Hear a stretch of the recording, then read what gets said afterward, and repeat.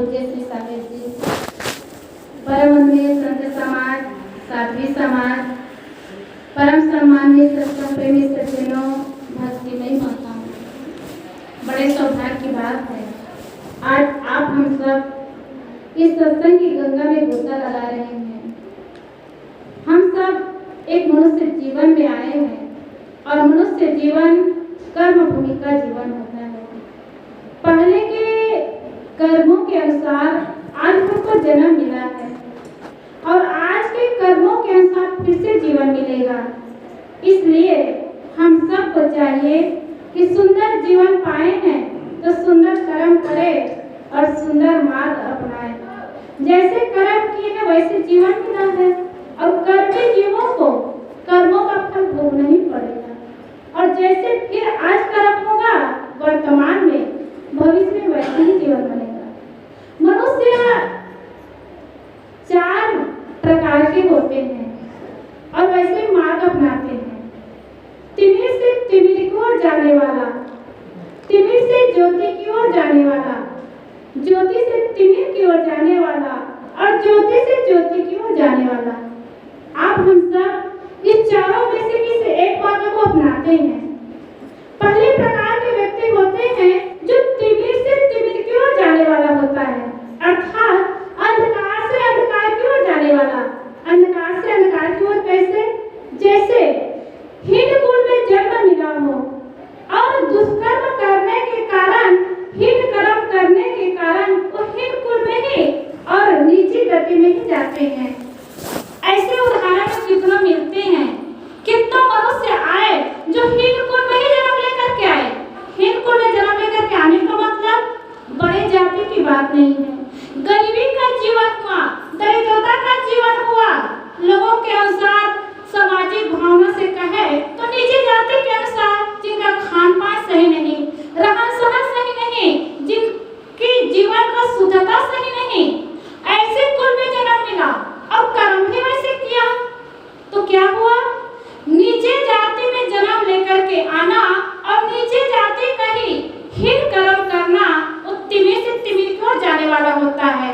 उदाहरण देते हैं, एक छोटा सा बच्चा जन्म लेकर के आया, जिनकी माँ थी, गरीबी में उनका जीवन हुआ, जन्म हुआ, गरीबी में भरण पोषण हुआ और ऐसी गरीबी थी कि खाने पीने की सुविधा नहीं थी।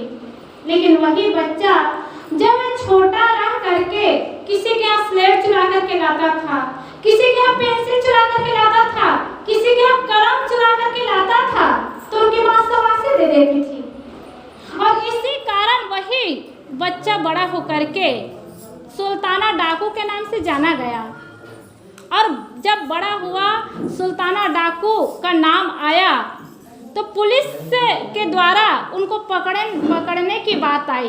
कहा जो भी सुल्ताना डाकू को पकड़ेगा उसको इनाम दिया जाएगा। अंत में पकड़ा गया। उनकी अंतिम इच्छा पूछी तो उन्होंने बताया माँ से मैं मिलूंगा। और जब माँ से मिला तो क्या किया? माँ की नाक काट दिया। पुलिस ने कहा अरे अपराध पर अपराध, एक अपराध किए हो, दूसरा अपराध फिर से शुरू हो गया। एक तो माँ जन्म दी है, पाली है, पोसी है और फिर ऐसे गलत कर्म करके फांसी के तख्ता में चढ़ रहे हो और दूसरी गलती फिर की कि माँ का नाक काट दिया। उन्होंने कहा माँ के कारण ही तो मैं आज इस जगह में खड़ा हूँ और मुझे फांसी की सज़ा मिल रही है। अगर माँ मेरी समझदार होती तो आज मुझे फांसी के तख्ता में चढ़ना ना होता।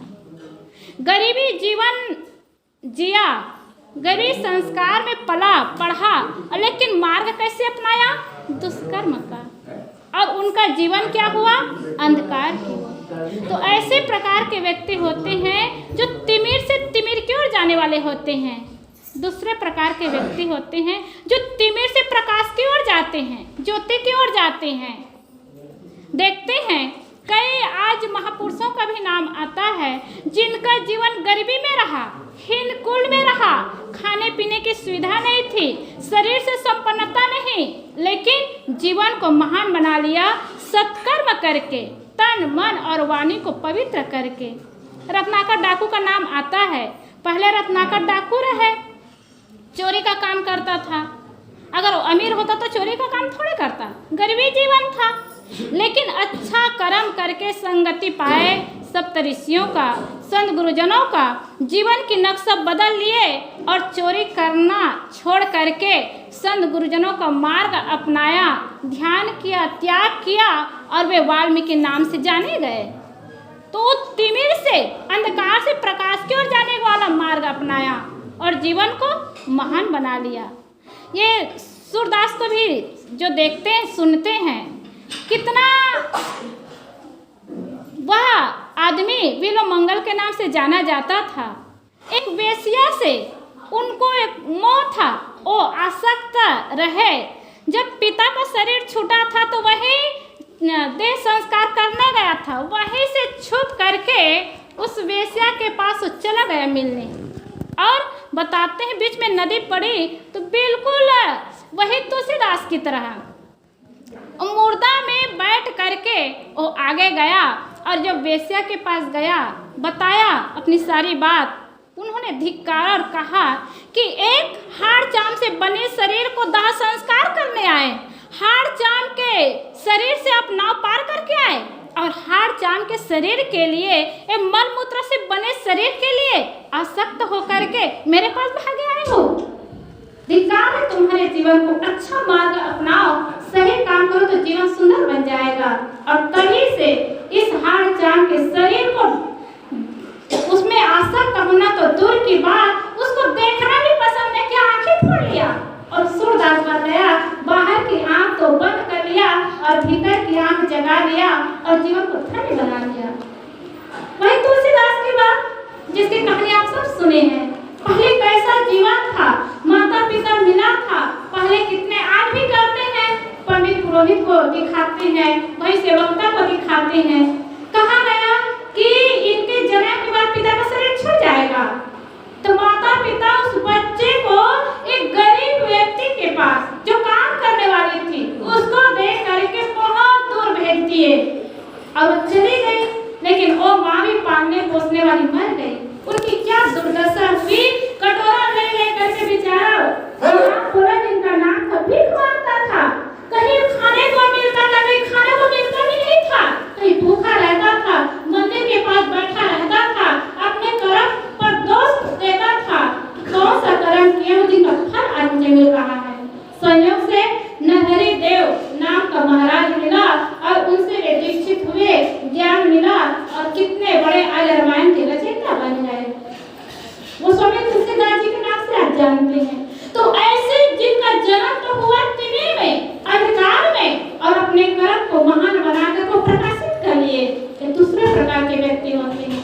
तीसरे प्रकार के व्यक्ति होते हैं ज्योति से तिमिर की ओर जाने वाला, अर्थात प्रकाशमय जीवन रहा, अच्छे कुल में जन्म हुआ, खान पान अच्छा रहा और धन धन से संपन्न रहा, शरीर से सुंदर रहा। और ऐसे व्यक्ति अपने जीवन को प्रकाश से अंधकार की ओर चले। रावण के पास किस चीज की कमी थी? वो ब्राह्मण कुल के थे, ज्ञानी थे, बुद्धिमान थे, विद्वान थे, धनवान थे, सब कुछ थे, लेकिन प्रकाश से तिमिर की ओर जाने वाला मार्ग अपनाया, गलत काम किया, गलत मार्ग में चला और जीवन नरक बन गया। आज लोग रावण नाम को सुन करते ही वो 10 सिर वाले रावण को देखते हैं। आज वर्तमान के आदमी को नहीं देखेंगे, 10 सिर वाले रावण को देखेंगे। उनका कर्म ही ऐसा हो गया, जो रावण जिस समय गलत काम किए, गलत मार्ग अपनाए और वह प्रकाश से तिमिर की ओर चले गए, तो जीवन ही नहीं अपने भविष्य को भी गलत बना लिए। तो ऐसे भी व्यक्ति होते हैं, कितना उदाहरण आता है, जो बड़े बड़े राजे महाराजे हुए, जिसका वर्तमान दुखमय हुआ और भविष्य अंधकारमय हुआ। वे सुंदर कर्म में आए, सुंदर समाज में आए, सुंदर परिवार में आए और सुंदर शरीर लेकर के आए और कर्म को गलत किए, तन मन और वाणी को बिगाड़ करके जीवन को बिगाड़े, वो प्रकाश से अंधकार की ओर चले। इसी वजह से बहुत लोग होते हैं जो बड़े सेठ होते हैं, धनवान होते हैं, बुद्धिमान होते हैं, लेकिन पशु की तरह जीवन जीने वाले, कमाने खाने वाले, भोग करके जीवन बिताने वाले, जीवन की क्या वैल्यू है, क्या कीमत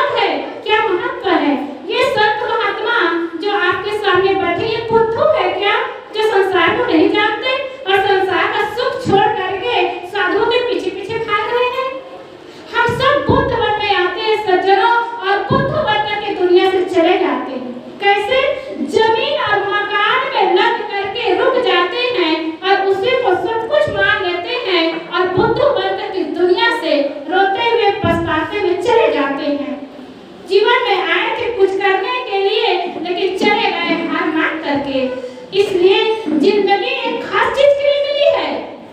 जिंदगी मिली है किसी का काम आने के लिए, पर वक्त बीत रहा है कागज के टुकड़े कमाने के लिए। क्या करेंगे इतना पैसा कमाकर? न कफन में जेब होगा, न कब्र में अलमारी, और इस दुनिया से जाएंगे तो यमराज रिश्वत भी नहीं लेंगे। और ये दशा है हमारी, तो सज्जनों बुद्धू बन के जीवन को न बिगाड़े।